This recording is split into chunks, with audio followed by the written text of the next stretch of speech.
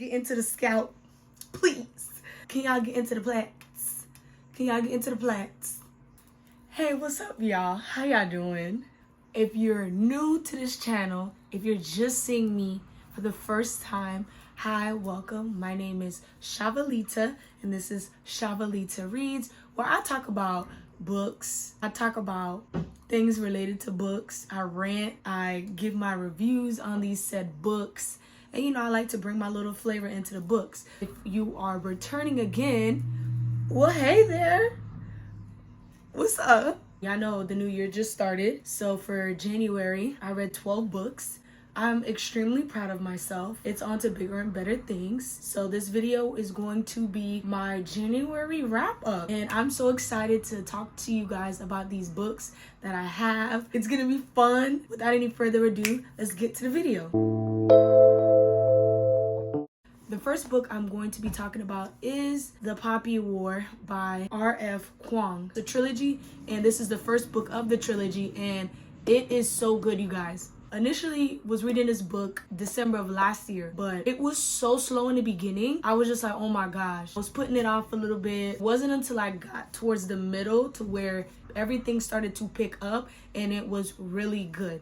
A little bit about the story, basically about this girl, a war orphan named Rin, and she aced the Kiju, which is like in America, it's like the SAT. She needed to score #1 in her area in order for her to go to this specific school because she doesn't have any money. She surprised everybody, even herself, when she passed the test and she was able to go to the school that she wanted to go to for free.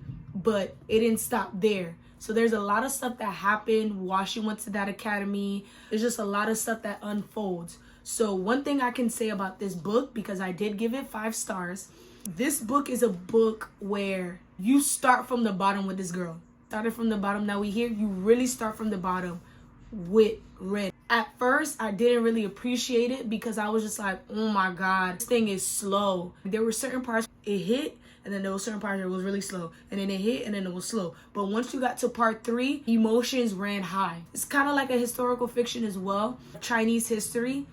So if you're into that, I would definitely recommend it. It's good, and there is a lot of trigger warnings and stuff like that, you guys, that, you know, if you are on Storygraph, check it out, because when it gets to part 3, I'm gonna try not to spoil it, but part 3 is where a lot of stuff hit the fan, and it's a lot of heavy stuff that happens. I love the POC representation. It added a lot to the story. It felt like I got into it with Rick. I appreciated this book. I love the world building. I just love the fantasy, and I cannot wait for the second book. So you guys, if this is something that interests you, I definitely recommend you guys reading The Poppy War. The second book, I read it as I was reading The Poppy War. It was a time where I was in a certain part during the Poppy War, and I just felt like it was so slow. So I was like, okay, let me just read another book, and then I'll get back to the Poppy War.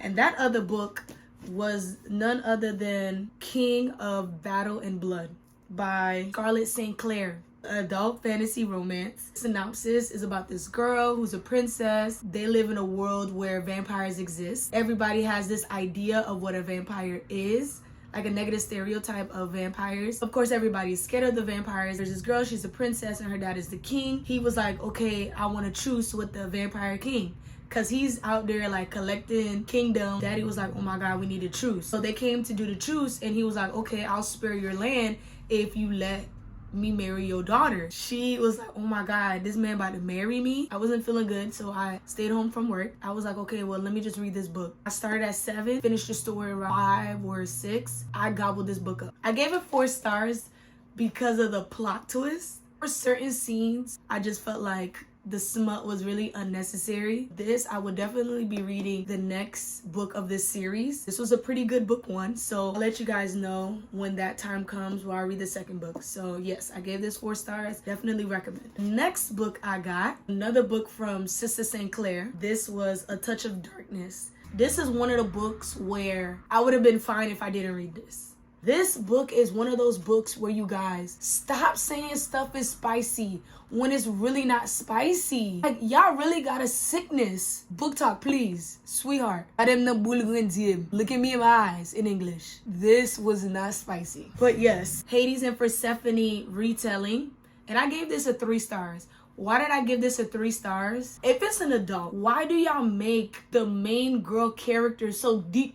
I just felt like she was just childish. She was just very immature. The fact that she was just so immature, it was kind of hard for me to keep going and keep reading. It gets to a certain point for me. If you're gonna be childish, I'm gonna put you in the middle grade section. And I don't read middle grade. But it gave me Lower Olympus. It's borderline plagiarism. I've been reading Lower Olympus since 2019. A Touch of Darkness really reminded me of Lower Olympus, down to the games and stuff. It was okay. It was a 3. Will I continue the series? Probably not. I just can't get into Persephone. For what it is, I gave it a 3. I'm gonna get into book talk recommendation. I read It Ends With Us by Colleen Hoover, and this was my first Colleen Hoover book, and I will say it is worth the hype that people are talking about, but not in the way that you would think. Again, I don't want to spoil it. I did give this a 5 because I was so emotionally invested. It should be disgusting. I wanted to commend Colleen Hoover for I just loved how real the characters were. It was just a real life situation, sad reality for a lot of women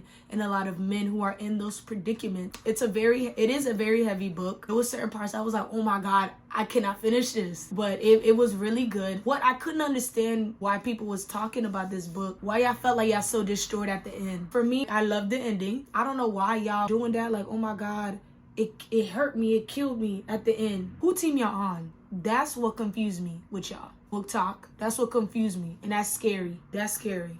Those were the physical copies that I read so far for January. Now, y'all, I made a decision to get a Kindle. And y'all, my Kindle is so cute. Look, I decked it out with a pop socket and all. Who coming for me?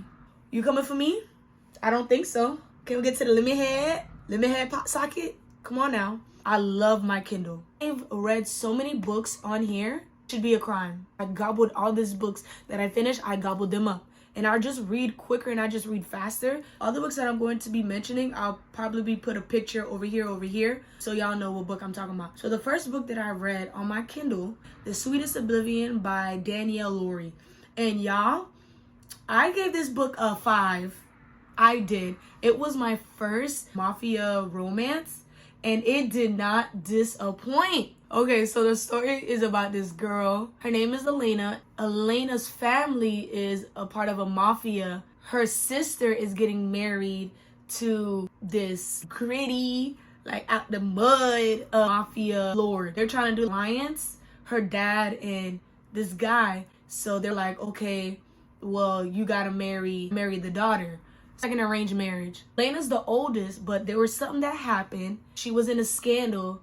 Her sister has to get married in her place. So usually I guess the rules is the eldest daughter get married, but because of a situation that happens, and I gotta read it to find out what situation it was that had her dad choose the younger sister over Elena. I gave it a 5 because of that slow burn. Ooh, let me tell y'all, this slow burn had me want to smoke a cig. It made me want to get a Marble Menthol, Marble 100. This slow burn was good. And the payout, ooh, it was great. There was a plot twist. I was like, so this is what these mafias be doing? It was so good, you guys. It did not disappoint. 5 out of 5. The next book that I've read is called The Best Thing by Mariana Zapata. Synopsis. So it says, some things are easily forgotten, other things not so much. Lenny DeMaio made herself a promise. She was done. Done thinking about him, done worrying about him, done reaching out to a man who clearly didn't want to be found. Too bad no one gave Jonah Collins the memo. I gave this a 3 star. I don't know why I read it. I would have been fine if I didn't read it. I just felt like this book was way too long. It was just so much going on. It was so slow. and the payout was not worth it. Honestly, I gave it a 3 stars out of the kindness of my heart. I feel like it should be a 2.8 stars. That's how I felt. I just felt like even towards the end, it was just like very cheesy. Would have just been fine not reading it. So the next book I read, let me tell y'all about this series. I think I might do a separate video on just the series alone. I gobbled. When I tell you I gobbled them up in a weekend. I was not playing. It is called the Plated Prisoner series by Raven Kennedy. So it has the book Glint, and Gleam. I believe it's 5 books in the series. The 4th book is coming out in May. And to be honest, I wish I would have knew that before I gobbled up these 3 books the way that I did. If I knew that sooner, I would have just read the book when the 4th book come out. So at least I'll just wait for the 5th book, but I didn't. I gobbled that book up and I have no regrets, y'all. I have no regrets. If I can give y'all a little bit of the synopsis, it follows this girl named Erin. It's like a King Midas retelling, but it's different because it has Fae in it. So the first book wasn't my favorite out of all the books. Basically, she is held prisoner. She doesn't think that she's being held prisoner, but she is held prisoner. She's in a cage, and she's been in a cage for 10 years. That is a decade. She is the king golden touched woman. So nobody can touch her. She is a saddle. And what a saddle is basically a concubine. So if y'all don't know what concubine is she just I'm a slave for you. She got other saddles, but she's the king's favored saddle, golden touch saddle. So nobody can touch her. There is a lot of trigger warnings. It has kidnapping, abduction, human trafficking, Stockholm syndrome. That's not your cup of tea, don't read it. But if you can bypass it, because I feel like you get most of that in the first book, you would still get the Stockholm syndrome throughout the 3 books, but everything else, the first book. So check out the trigger warnings, and if you're okay with it, then read it, because it's worth it. It is worth it, y'all. The first book was okay. I gave it 3 stars, but the second book, I gave that junk a 5 star because of the ending. That plot twist shook me. Y'all, I lost sleep for that book. The 3rd book was, it was worth it, you guys. It was so good. It was so good. Oh my god, like I can't even tell y'all the characters. If y'all want character development, you will get it. It's a fantasy, it's fake. I didn't know there's levels to this Fae world that other people are doing, and I was like, okay, y'all, it is so good. If y'all want enemies to lover done right, a slow burn done right, where you want a cigarette at the end, then read that series, please. Stop playing with me and read that series, please. That's it for my January wrap up. Books I didn't mention is because it's webtoons. Went through it and read it. Before we end, I just want to let y'all know something. If y'all couldn't already tell, I am Haitian. I am a 1st generation Haitian American.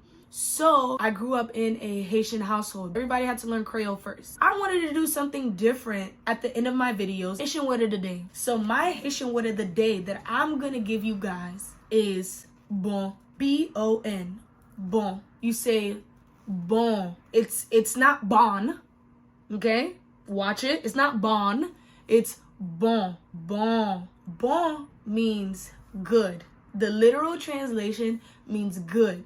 But it is many times used as an expression. How can I put this in a sentence? When stuff is about to hit the fan, right? You be like, oh shoot, right? And when stuff about to hit the fan, you be like, oh shoot. You can say bon or bon. When y'all read Enemies to Lovers, there's so much tension. The 2 characters don't like each other. They're getting into each other's faces. You be like, bon. What's about to happen? Bon. What's about to happen? Bon. And that concludes our Haitian word of the day. Bon. So use that in your sentence. How about when you read a book and you see something going on, you be like, bon. Right? Right. I'll see you on the next video. Remember to like, subscribe, comment, show love. Send this to your auntie, mama, sister, cousin, twin. Send it to your daddy, uncle, friend, mama, sister, brother. And let's just talk about books, y'all. So tune in to the next video. I'll see you later. Have a wonderful year. Just a reminder, y'all, it doesn't matter if you've read 12 books, 24 books, or only 3 books. I'm happy that you're reading, sweetie. I am happy that you're reading. So I'll talk to y'all later. Peace.